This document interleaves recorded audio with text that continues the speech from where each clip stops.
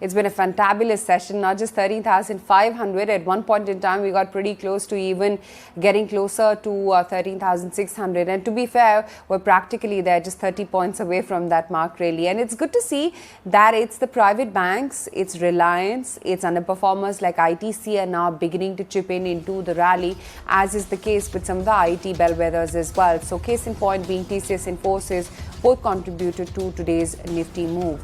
L&T as well held out. BPCL as well has seen a very good move.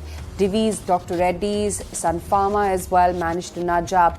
And what began to flatten out from what was a weak session up until mid-afternoon. So M&M, Bharti at least managed to cover their losses, if not build on too much into the green, as was the case with Eicher as well as Maruti too, which has managed to close just marginally soft.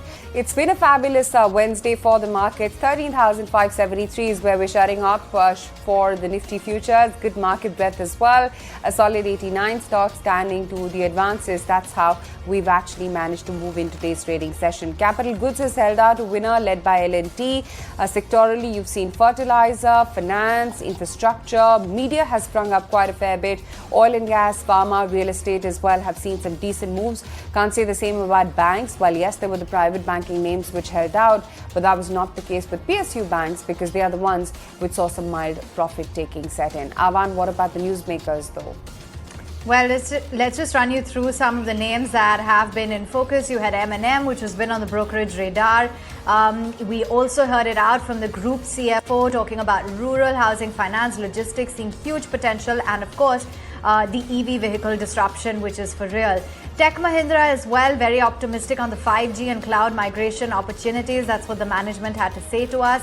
And we also spoke with the management of InfoEdge, who spoke that who spoke about the company as well as the opportunities for a whole host of startups. Other than that, let's just take a look as to some of the other stocks that have been in the limelight. Apollo Hospitals, as remember, Economic Times reports indicate that Amazon is looking to invest close to $100 million. This is in Apollo Pharmacy.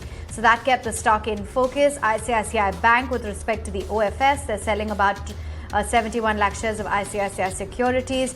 You have JSW Steel as well, that's been in focus on the back of their crude steel production. Pfizer, some headway being made with respect to the vaccine, 95% effective according to the FDA's latest reports. So those have been some of the key newsmakers, but you've had a lot of traction being witnessed within the frontliners, within the broader universe as well, as we've seen a solid rally powering through for the frontline indices, closing in comfortably at the 13,500 plus mark.